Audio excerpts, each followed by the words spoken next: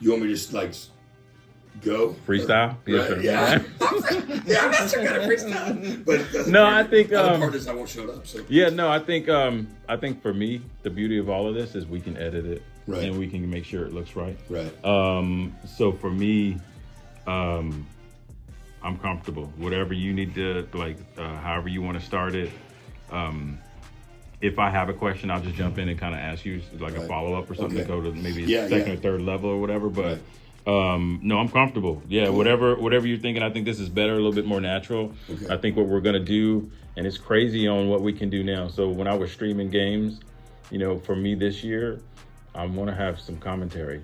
I want to have somebody who can speak intelligently on the game and the practice and stuff like that. So when we're like doing production meetings and we're trying to find out, you guys have a game on TV a couple of days before, we might get some content from you about practice or who's standing out. This guy has some home life, he's adversity, and he's still coming to play. That sort of situation to highlight the team. Always plenty of.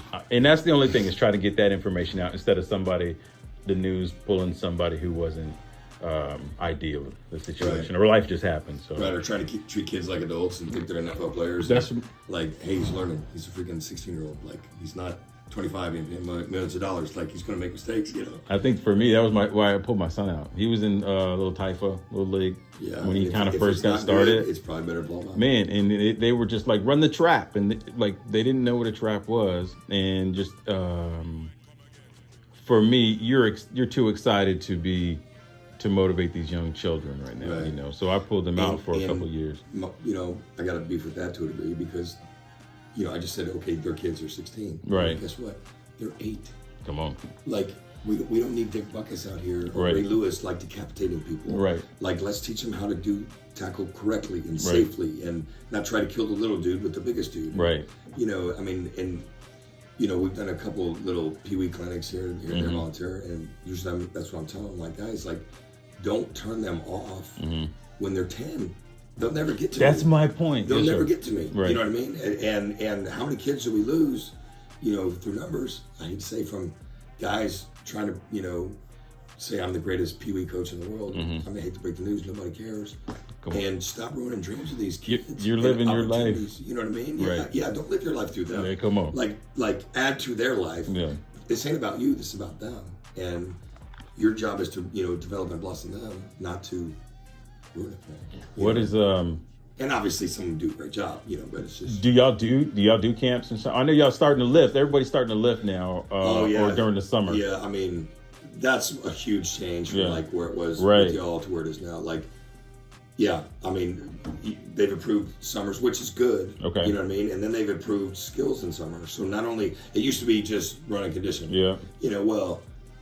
Really sold out guys or really committed guys are going to be here every day for that. But there's going to be the guys like, yeah, it's kind of hot. I don't want to go run condition today. But when you added the skill element, so I can do football and we can coach football like every day that we have camp and run and lift. Yeah. Yes. So that was a huge, blessing of the process because that changed enrollment, on a daily basis from 50 to 60% to like 80 or 90%. Okay. Because just like basketball, everybody wants to hoop up. Right. They don't want to go in the weight room. I'm with you. Well, all right, we're going to hoop up after we lift. Yeah. We're going to hoop up after we run. Okay. So we're going to put in work, and then we're going to go have fun. Yeah. And so that, to me, it added the fun element. And again, you can increase their knowledge going into the season. Because, football starts week 1, especially now. Right. When we were there, we had a scrimmage the first week of school. Yep. And then maybe had another one. Yeah. And then we played. Yeah. Now you play like the Friday of the first day of school. So what you haven't done in the summer, like you don't have. And so the summer workout takes up your whole summer. Yeah. But it also should allow for coaches to really get ahead and have their kids as coached up as possible. The game plan should be set by them. Yeah. So everything, all the fancy blitzes or fancy coverages or fancy plays or just whatever you want to do, you've got all summer to help continue to do that. Yeah. Whether the old way it used to be you stop spring ball, mid-May, and then you aren't doing anything football related or basketball, any sport related for that matter, unless it was through AAU or something. until you come back 2 weeks before school starts or whatever, and then bam, here you go. What's that for? Now there's just that continuum of teaching, coaching knowledge, getting better, fundamentals, whatever it is, and you can just carry it all the way through. So it's so much more that a kid can get today than maybe they could get 15, 20 years ago. I imagine. And it'll continue, that trend. Guys are bigger, faster, stronger now than they used to be, and it's going to continue in that trend. So on and so forth. So what about the COVID year? That's made it different. Like for me, it's like amazing to see my son. Same thing. It was like everybody was inside, right? And so he went to Jordan, and it was Coach Bailey, who was there, which was a blessing for me. It was just awesome to see. And so my thing was just to compare. Those kids who are really playing are almost like juniors and maybe going into seniors now, right? And so I'm just wondering, like, did it take away from the quality or the product or whatever the case may be on the field, or even the desire to even play? They're like, you know what, I'll play inside, or I'm onto technology or something like that. Right. Well, see, I got a great answer for that from a high school perspective. Okay. And is this recording? Yeah, I'm recording now. Okay. Yeah. So from a high school perspective, COVID, we all know now, especially now, how bad that was. Right. Psychologically, educationally, the whole nine for kids. But the kids that were in high school, we still got to do generally normal stuff. Okay. So, we're meeting with them 4 to 5 times a week. Okay. So we're like the steady process. Like, we're the normal. That's crazy. Everything, school's out. Yeah. Can't go to school, all that jazz. Yeah. But football practice was still football practice. Really?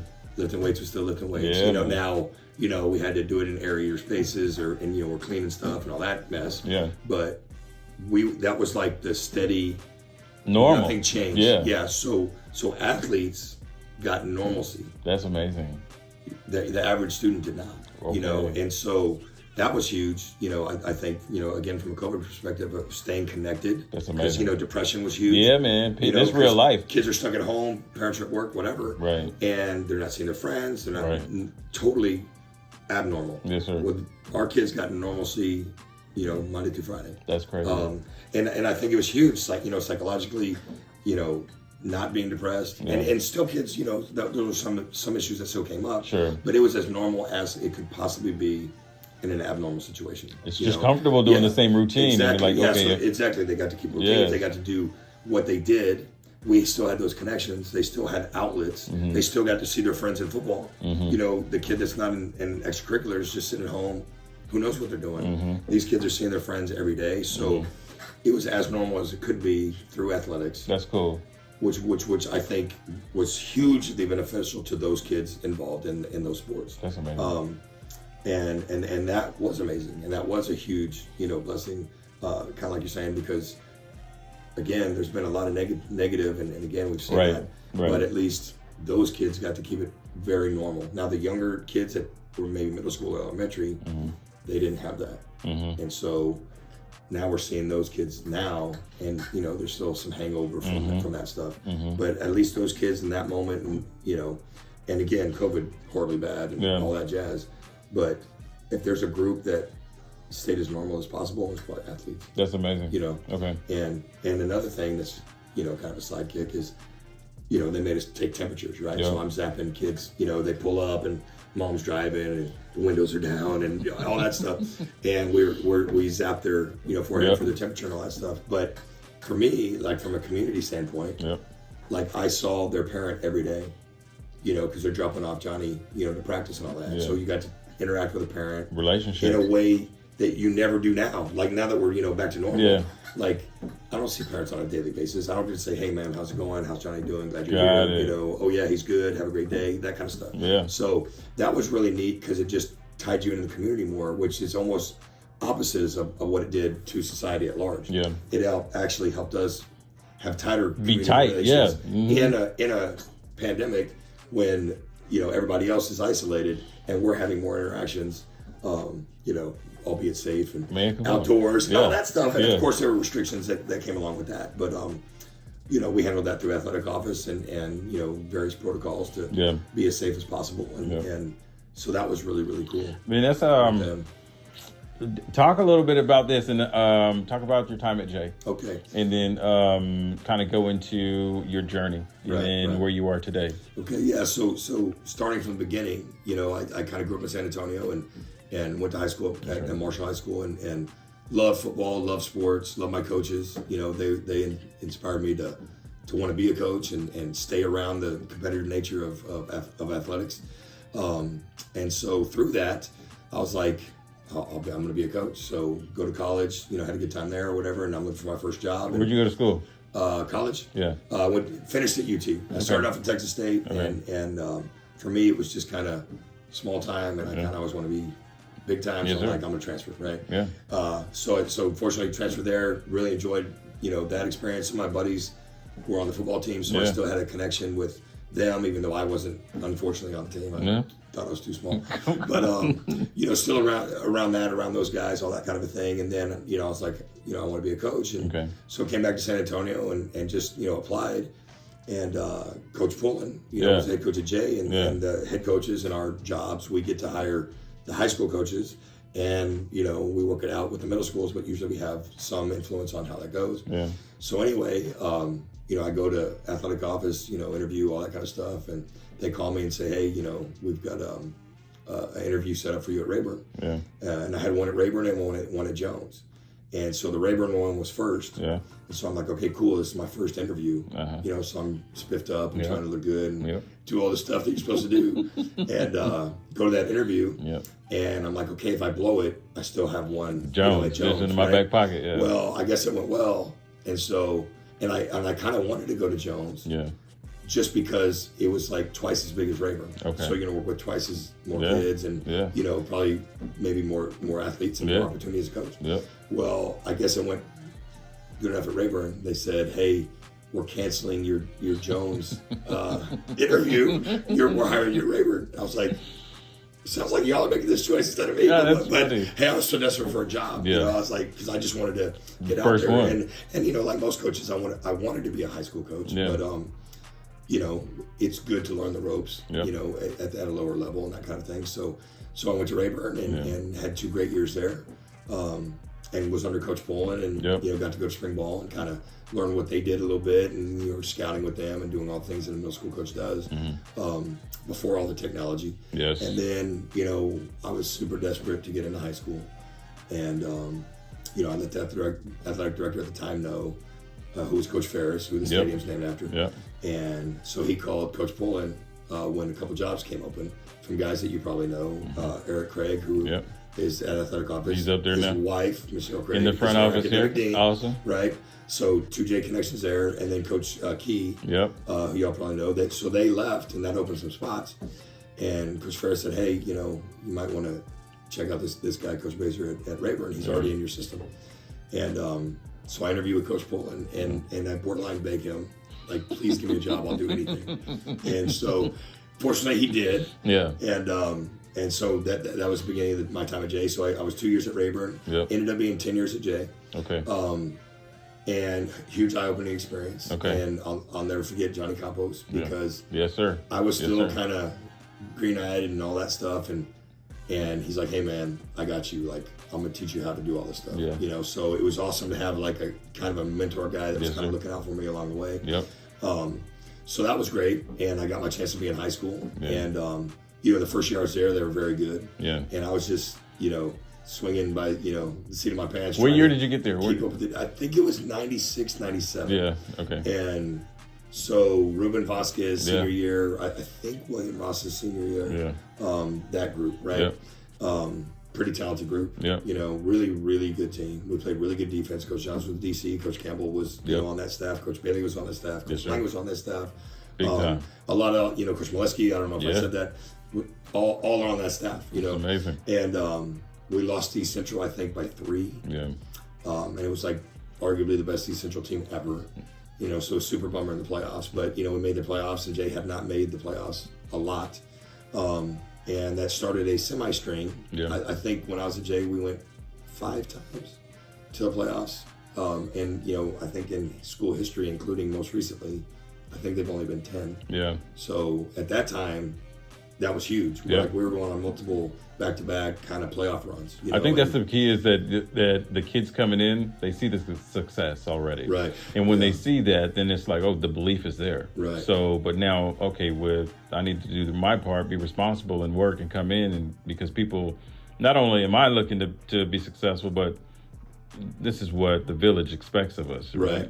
And the basketball program, obviously, successful. Huge. Right. And so, some people, are like, okay, that's a basketball school. That's a football school. Right. Well, my belief here is we're going to be good at everything. Yeah, sure. We're an athletic program and we're going to be great at everything. So we had to kind of dispel that Jay's a basketball school. Yeah. And so that's kind of, as a coaches, we had to kind of fight that battle a little bit. And obviously, a lot of kids want to play basketball and everybody wants to play football. Yeah.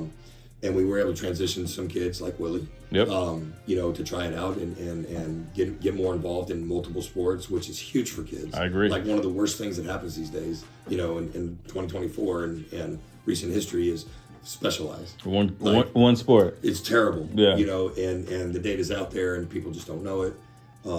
But anyway, that and that's what we do here at Brennan. Like we push multiple sports. That's cool. We're really trying to dispel that. And we were back in the day. Man. So anyway, get as many guys out. Get some guys on the field that can play and all that kind of stuff. And we're blessed with some pretty good players. Yeah. And that was a huge learning process. And again, got to coach with a lot of good guys there. Mm-hmm. We know where a lot of them are today. Yeah. A lot of head coaches came out of that. Yes, sir. And all that kind of jazz. But that was a huge growth learning opportunity for me. Mm-hmm. And I absolutely cut my teeth at Jay. Mm-hmm. No question.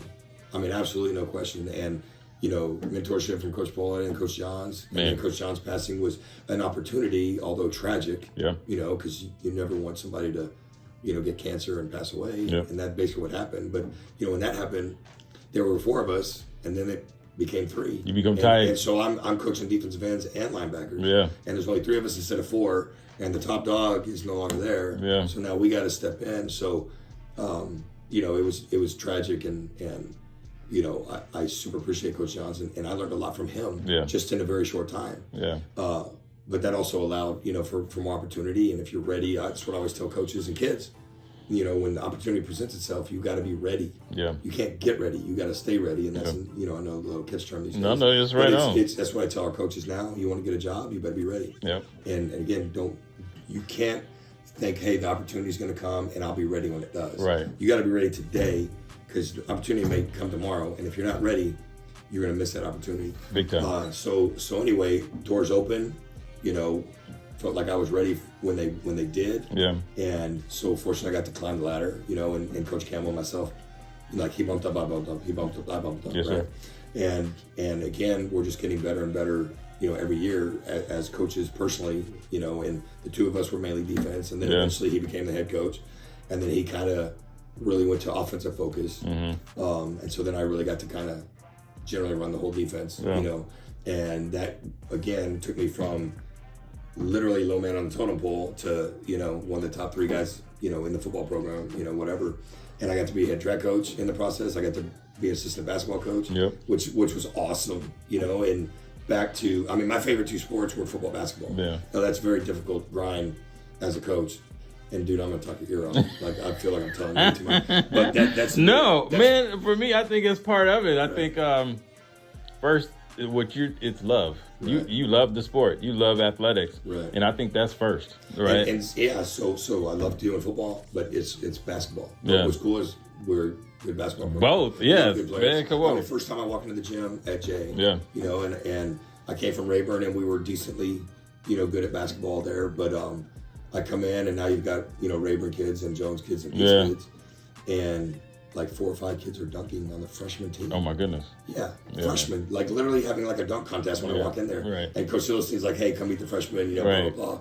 And oh, by the way, I think we played like Judson in 3 days. He's like, you have 3 days to kind of meet these kids, know these kids, coach these kids, and be ready to play Judson, who's also a really good team. Yeah. But, I think that year, I think we lost 4 games. 2 of them won the A team and 2 of them on the B team, and we were like 52 and 4 or whatever. It was crazy. And the Fears brothers were little guys there. They went on to do a lot of good things. Yep. Yusuf was on that team. Sean Brooks was on the team. He's head coach at Jay now. Yep. I mean, a lot of just crazy, really good players. Yeah. And so that was tons of fun. And then again, I love coaching basketball. And I was probably the goofy guy that they're like, this is a football coach coaching basketball, and I'm stomping on the ground all the time. But you know, had tons of fun there. But back to opportunity, I got to become the head track coach, and the timing of that was horrible. Okay. Because the year I left basketball is the year they won state. Oh no! Yeah, They got yeah. So, but it was kind of cool because we're talking about community relations. I'm talking with Chris Bivens' mom. Yeah. And love her. And I was lucky. I should have mentioned this before. So I did 2 years at Rayburn. So I did 7th and 8th grade, and so then I go to Jay. Well, so do those kids. Yeah. So I literally had 6 years with those Rayburn kids that went to Jay, and Chris Bivens was one of them. Oh, come on. And so his senior year, they win state. Yeah, man. And so I'm with them all the way along, and I'm in the stands, and the mom's like, Coach, you should be, on the floor, and you should get a ring. I'm like, yeah, I kind of like to get a ring, but I had transitioned, and that's where Coach Morales had come in. Yeah. Who's the head coach at Sotomayor right now. Yep. And so he went in the basketball program. So I like to joke with him from time to time, like, hey man, you're like wearing my ring, bro. Come on, man. But it's cool that picture's on the gym wall there now, and you get to see the guys in it and everything, and so that's really cool. But like I said, learned so much at Jay. Yeah. And the interactions with the kids, the teachers were great. The administration was great. Mr. Marquez was there. Yep. He became the principal here. He's really the guy that hired me now. And that's back to get ready, stay ready. Yeah. I think the seeds I sowed when I was at Jay helped me. He was, because he's like, hey, this guy's doing a really good job. He's a good coach. He probably could be a really good coach, down the road, maybe be a head coach one day. And here we are at Brennan. He's opening Brennan. I'm going to Brennan. And we're hanging out in the portable hiring people. Man. You know what I mean? So it's crazy how that worked out, but that's another thing I always tell our coaches and our kids. Man, that's a big thing. Like, you're always being watched. Yep. What are you doing to stand out? Yeah. How are you separating yourself from the next guy? Why are you going to get hired over him? Yeah. Why are you better than him? And you've got to try to prove that, and hopefully you do. And if you do, you're probably gonna get those opportunities. And again, super fortunate to get opportunities as they came. Yeah. Pursued them, and that's why I always tell people, like, you can't win the lottery if you don't buy a ticket. Right. Like if you want this job, you need to apply for it. If you want to open your business, you got to go do that. Amen. You have to make things happen for yourself if you expect things to happen for you. It's not magic. Nobody's gonna run fairy dust on you and make you a millionaire, right? It just doesn't happen that way, right? Yeah. So you got to be able to pursue those things and be prepared for those things. Yeah. And that's what was great about having a really good coaching staff and working with a lot of these guys. Obviously you're trying to beat each other from an offensive defensive standpoint, but you're learning a lot of football. You're learning about coaching kids. You're learning about how to relate to kids, how to help them, because a lot of them need help in different ways. Yeah. And, what does that look like? Are you picking kids up? Are you buying them lunch? Are you having to wash their clothes? All kinds of stuff. I imagine. And a lot of that went on at Jay, and again, that's where it's a labor of love. Yeah. And I think that's one thing that's not understood about, high school coaches especially, and middle school coaches, and most guys do it because they love it, right? They love the game, they love coaching, they love the competition, they love the kids, and they want them to develop, and they want them to be successful in life. It's not just about basketball at Jay, it's not just about football at Jay, it's about, let's be great, and this is what we do now, but what are we going to do when we graduate, and how are we going to move on, and what's the big picture in life? The big picture in life is your education and your academics, and setting yourself up, be it military, be it college, be it whatever, and then what do you want to do, and figure out what you want to do and go do it. And then if you don't like it, switch. Amen. But if you do like it, let's go. And I was fortunate enough to really like it. And so anyway, I go through that, working with a lot of those good coaches. Me and Coach Campbell worked together for 10 years. So then I left with him to Katie Taylor for a year in the Houston area. And my personal goal, as a Marshall grad, I knew they were going to build Brandeis. Yeah. And so always in the back of my mind, I'm coming back. I was like, I would love to be the head coach at Brandeis. Because that'd be like the new Marshall. Is how I viewed it. Right. And maybe kind of like going home. Like super going home. Because San Antonio was going home, Northside was going home. But like Brandeis would have been like super going home. Because like that's where I lived when I grew up, right? Valley. So anyway, I tell Coach Campbell, hey, like, I applied for the Brandeis job, man. Okay. He's like, really? Like we just came to freaking Houston. You're sure you want to go? And I'm like, yeah. I'm like, I don't think I'll get it. Okay. But but I'm applying. Let him know. I always wanted to, and so here I am. Mm-hmm. Well, that's on a Monday. On Tuesday, he comes up and he says, "Hey, I applied for Brandeis too." Oh, dang. And so I think he thought, I don't want to like feel like I'm stepping on your toes or whatever. Yeah. And I said, dude, like they'll hire you back because you got head coaching experience, and but I don't know if they'll hire me because I don't have head coaching experience. So I was excited with that, and then I had spoken with Coach Molesky, and so I possibly could have been his DC, and so I could be Coach Campbell's DC, and so that was 2 of the 4 finalists, and then another one of the finalists said, "Hey, would you be the DC if I get the job?" So I told my wife, I'm coming home. There's 4 finalists. If 3 of them get the job, I might be able to be the DC there. So there's a good chance.